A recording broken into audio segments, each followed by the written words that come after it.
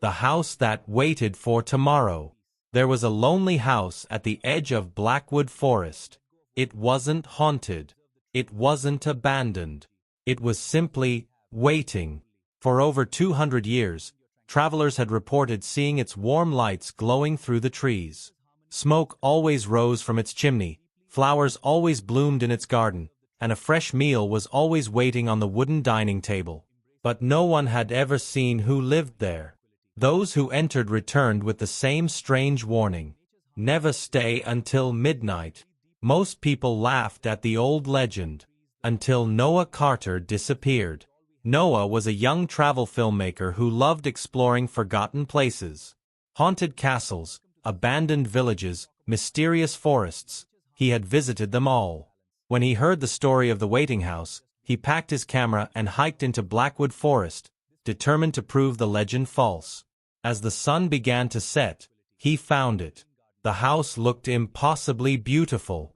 Golden light glowed from every window. Ivy climbed its stone walls, colorful flowers surrounded the porch, and a gentle breeze carried the smell of fresh bread. It looked less like a haunted house, and more like a home waiting for someone to return.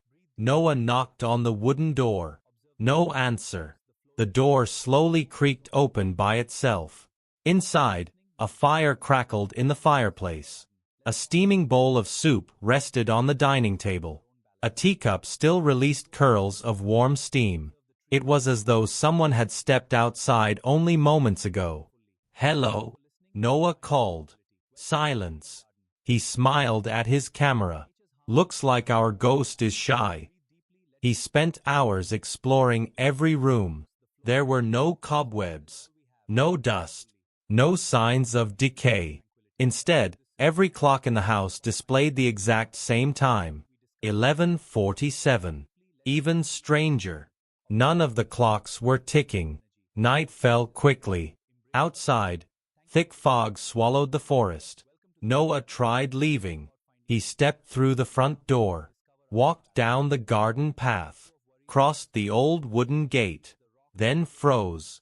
The house was standing in front of him again. Confused, he looked behind him. The forest was gone. Only the house remained. He tried again. The same result. Every road, every direction, always led back to the front porch. At exactly 11:59, every clock inside the house began ticking together. Tick, tick, tick. The lights flickered. The fireplace went cold.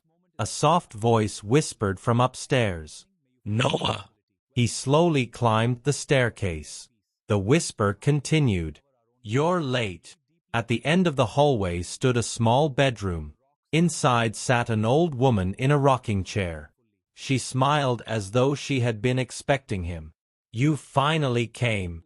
Noah swallowed nervously. "Do I know you?" She laughed softly. "Not yet." The woman introduced herself as Eleanor. She claimed she had lived in the house for over 200 years. Impossible. She looked no older than 70. "You think I'm trapped here," she said. "I'm not. The house is." Noah frowned. "What does that mean?" Eleanor pointed toward the largest clock hanging above the fireplace. "When midnight arrives, the house searches for tomorrow." "I don't understand." It was built by a clockmaker who feared death. He created a house that could steal 1 minute from tomorrow every single night. For years, it worked. The people inside never aged. But time has rules. Eventually, the house ran out of tomorrows. The old clock suddenly struck midnight. The entire building shook. Outside the windows, the world vanished. There was no forest, no sky, only endless darkness. The walls slowly began glowing with thousands of tiny clocks.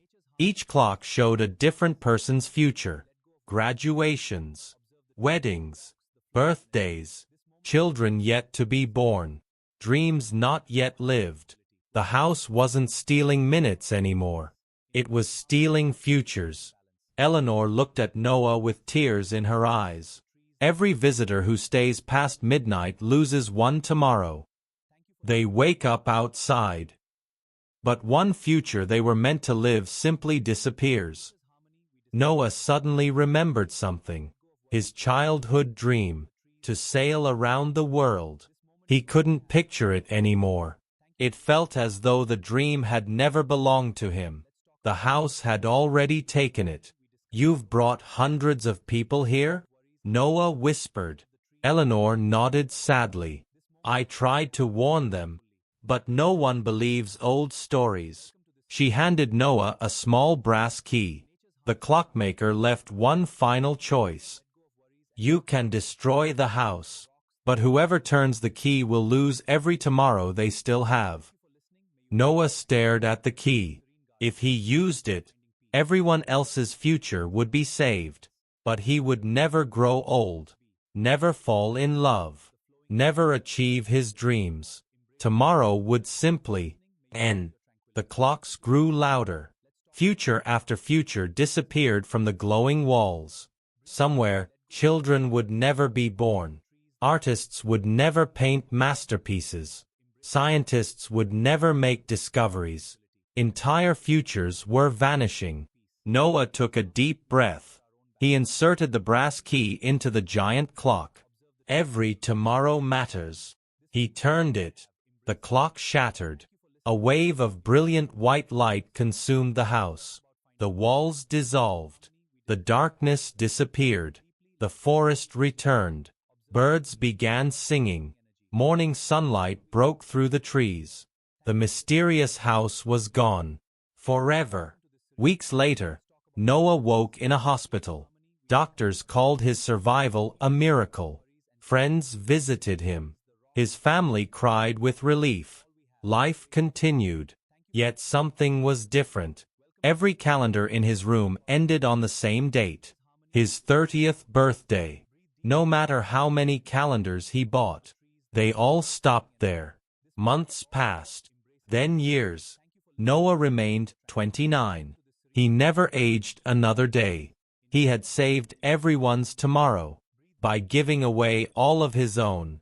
Sometimes, hikers walking through Blackwood Forest still claim they see a young man helping lost travelers find the right path home before quietly disappearing into the trees. And if they thank him, he simply smiles and says, "Don't waste tomorrow," because he no longer has one.